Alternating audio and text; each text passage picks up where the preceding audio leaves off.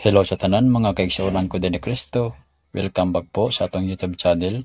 Ug karon ana usab kami ipambit nga na kaninyo nga mga mensahe sa espiritu sa kamatuoran. Og kamo na ang maghukom o magtimbang-timbang niini mga igsuon kun ang iyang gipanulti ana ba sa otoridad. Ug busa dili na kita maglangan ug ato na kining padayon. Pagkatapos po ang intro.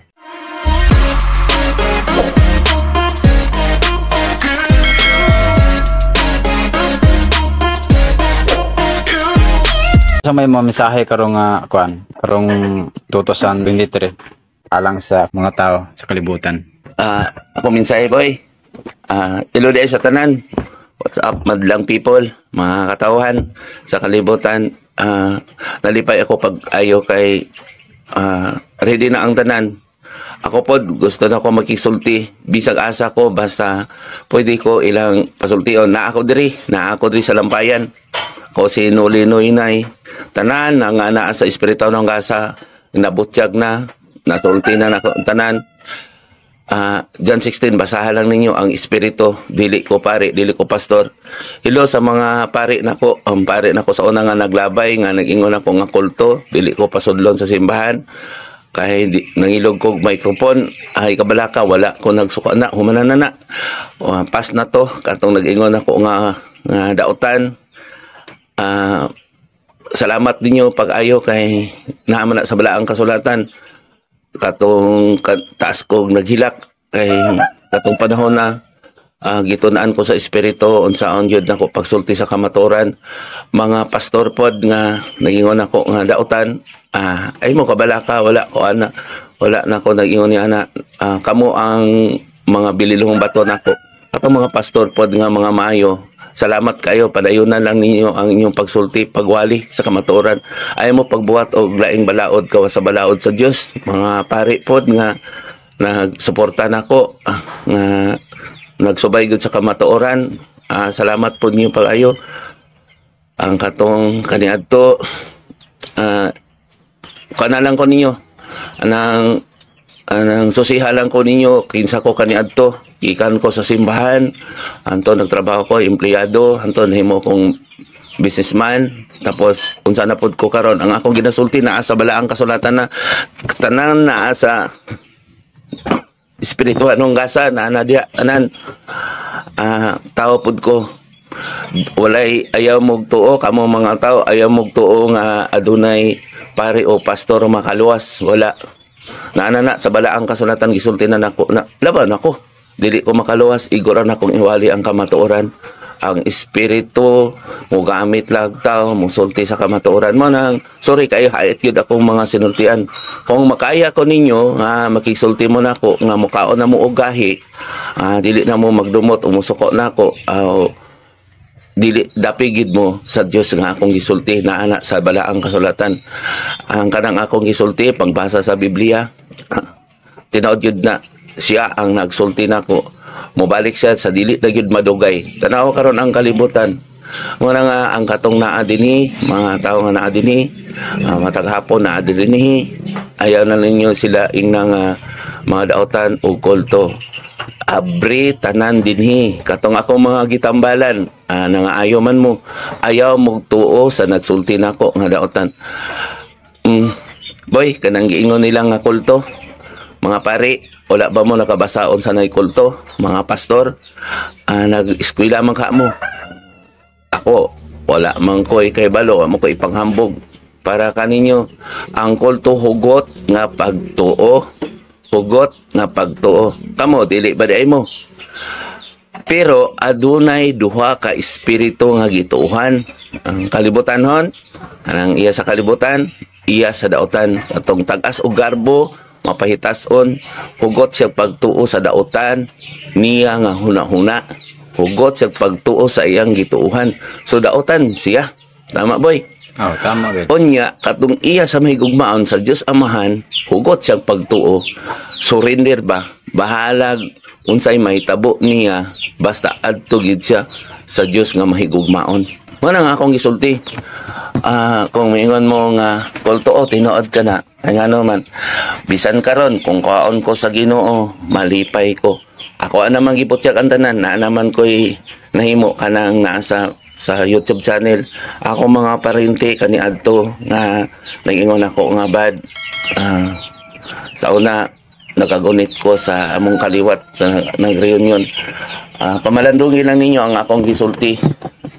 Tanan sa sunod ako nang ipangayoon na pod sa espiritu, isulti na ko na unsay bot ipasabot sa reunion. Kay daga nag-reunion karon boy nga hudyaka lang o patas anay pambugay dili balikan na to ang atong kinaya sa atong pamilya, no? Balikon ko ang kulto hugot nga pagtuo. Ambot lang kung sa unsa ba na bana sa dictionary kay dili man ko batid anak. Normal lang duha ka matang sa espiritu, good o bad. Mao na dinhi ang among ginabuhat, mao pud ang akong ginasulti ninyo. Kinsa man ko nga magahukom ninyo kung dili ako ra mang isulti ang akong gisulti sa espiritu nako. Isulti ra man ako ang naasa kong huna-huna sa akong kasing-kasing, siya man ang nagtudlo nako. Kung din sa kalibutan, wala na magitaw kawas katong mga dato malipayon, wala na, dili na ta mo balik kung kinsa kaniadto. Unya laglago na gyud sa Ginoo kining kalibutan kay puno sa mga tawhanon og kalibatanon og kailibgon. Padayon ta mga pastor, i-challenge ko kamo, padayon mo pagwali sa kamatuoran. Ayaw lang mo pagpili-pili. Nanana diha, kinsa ang templo sa Dios, unsa ang templo sa Dios. Wala ba di mo kabasa? Mga tanak ko ninyo, wala ba mo kabasa ang templo sa Dios? Di ba ang templo sa Dios ang atong kasing-kasing? Siya wala na inyo nabasahan. Mga ribulto, dili na makaluwas na to, kinulit na sa tao ang tinuod kanang atong gipanagway din na ato pong gibuhat. Tanawa karon daghan na pod mo ato sa Quiapo, daghan na pod dito nga kunuhay makaayo. Pero tanawa ang binuhatan inig uli. Tanawa ang nagsulod dito, no? Ang simbahan kinahanglan ang cross dili nato mao iludhan kay mura nagminteryo kung makatubang tagminatay nga manguros man ta, no? Wala nagsulod sa simbahan boy, patay ka basta wala ka nagatuman sa sugo samahan. Nagkanta ka amahan namo, kung wala ka nagtuman patay ka, nagpatay ka sa imong kaugalingong lawas. Nanana sa among Facebook channel, espirituhanong gasa, i-search ninyo ni bangon na ta nga mga patay. Muna nanapon na diya, bangon tang mga patay kay kaniadto patay ta kay wala man ta nakatuman sa sugo samahan. Sa amahan nga ato ang gipangandoy nga makaluwas nato, makadala sa bag-ong langit o bag-ong yuta. Pero kung padayon ta sa atong pagdumot pagpataas, nakabalo na ta kinsa atong amahan. Kung naitaw nga nagpataas, nagsulti nga siya taas o dako sa kahibalo, dako sa kaalam. Naman na sa balaang kasunatan, nag-ingon po sila nga sila maalamon. Kalibutanhon nga kaalam, ato ang tahoron, dili ba? Pero tanawa si Kristo, gitahod ba? Muna siyang nag-kuanan siya, boy. Boy, pangutan na pud ka. Muna siyang gihalaran siya og insenso, mira og bulawan. Kay si Jesus humot kaayo gamiton ang iyang pangalan ngadto sa uban. Sa pangoros, sa paingon-ingon ng Kristiyano, Katoliko, unsa imong tinuhuan, mo ingon na siya nga relihiyoso kinitawhana. Pero dili kaayo, dilisod kaayo buhaton kung kinsa siya. Sip-sip lang ta kanunay kaniya. Sip-sip kita sa cross, sip-sip kita sa mga rebulto o mga santos. Ang bote pasabot, buhaton nato ang ilang mga kung kinsa sila kaniadto. Kinsa si Kristo mo na ingon sa sunduga ko ninyo boy. Muna kining kuan, salamat yun kayo sa nag-subscribe ha. Kana nag-subscribe, mas maayo inyo nang ipaambit pod ngadto sa uban kay gikinahanglan hiusahon nato ron atong pamilya. Hinumdumi sa una kinsa si Daniel. Ang tanan ng akong gisulti diya na gina sa balaang kasulatan. Ang kanang nagsuko nako, salamat ninyo. Dili man ko makig-away ninyo. Kay kung wala po'y nagbato na to riboy, wala po'y nasuko na to riboy, wala na human ang tori nga gitukod. No? Dili gitukod, dili tinukod sa tao, kung tinukod sa espiritu. Mo ni nga taas na ang akong kasinatian. Gikan sa akong pagpanambal, kamong mga masakiton, magdihog ko sa espiritu, kanang magsulti ko. kanang mga pulong akong gisulti kaninyo kanang naanay mga nagsakit nga grabe na nga sakit kinaamay maayon sa nga putlon boy aron mamunga no kay nabugatan sa pamilya nga napud na sa atong YouTube channel Espirituhanong Kasa ato niya dili ni amo dili ni kay Rini Boy siya lang vlogger lang siya mo na sige siya pangutana nako kung kamo dili mo mangutana naana na didto garbo ko alang na ninyo ang garbo aya mo pagpasigarbo nga dako mo kaalam tinahod mo tanawa gani karon si sa dupapa namatay nganong magampo pamantan niya nga siya maghay kahalili dili ba sa ato pa dili pa gyud siya sa ato pa dili pa gyud sure onya ngano man kung buhi ato aman siya hinoong ginatahod ginasunod mo na nga ako boy, isugyod ko magsulti. Dili na ko agalon ang naapa sa kalibutan. Ang akong agalon, maupod ang inyong agalon, ang Ginoong Diyos. Mubalik din sa dili na madugay. Ang tanan nga kuan amo nang palingkamutan nga among isaysay diya sa Espirituhanong Kasa. Ayon mo kabalaka among mga pare o mga pastor dili man ko moingon nga papahawaon na sa inyo ang pagtuo diha. Padayon lang mo kung maayo ang inyong gibuhat pero kinudumi pag-ayo dili nato gamiton ang Dios para kita maadunahan, dili nato gamiton ang Dios nga kita mahimong halangdon. Dili kita mag-ingon nga kita na naghimala didto nga wala nakita sa uban. Naghimala nga naayo pero di ay kita ang nabandianon. Dinhi boy ako mga liupo lang ko ngadto sa Dios.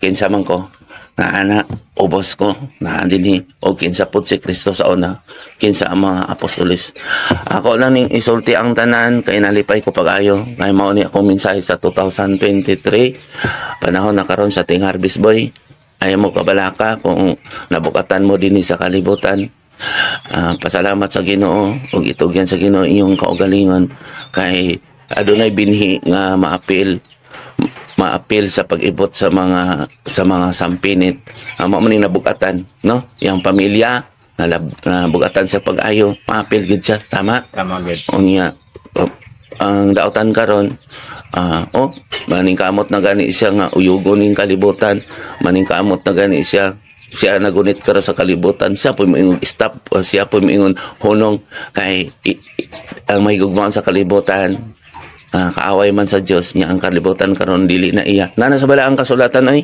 nagit nga kung kanunay mo nalipay sa kalibutan ako nag-uol ko sa kalibutan nag-uol ko dinhi nga naman wala na boy gamay na lang ang panahon dinhi muboto ng nuclear musilaob ng kalibutan tanawa karon ang katalagman kamong mga patay bangon na mo ang maalamon ani nakasabot kaning ingon bangon ang mga patay dili to mo bangon tong namatay kaning nagbuhat og sala kanang makasasala gyud kaayo ayaw mo kagol balik sa Dios bulahan gani mo ano man ay nagaagi og pag-antos no makakunda ko ang atong ibayad sa Dios ay napaabutan nga magsakit pa una ta mo balik sa Dios boy tama mao na ding uban maghilak dinhi makakita pa jud magsakit pa nya paghuman biyaan na pod ang basta ako wala na ko itulubangon ako nang ginusulti ang tanan kanang sa Espirituhanong Kasa ako nang gisulti tanan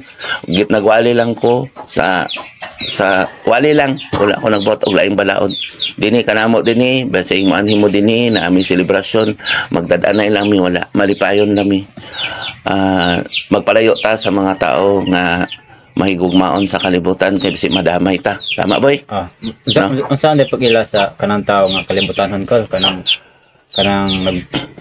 naasay kiniya nga iya sa kalibutan kana wala na-explain kay ang uban nila paingon na naagay pare na mga filosofiya lagyo kay ng filosofi na ana kanang kalibutanon ba may gugmaon ka sa kalibutan nga hakog ka o mapahitason ka gusto kang ipirmi ipataas gusto po kang malato gusto po tanan gusto kang himong kang halangdon mao na siya may gugmaon sa kalibutan boy nga sige kag suborno sa nagwali, gusto ka palakpakan.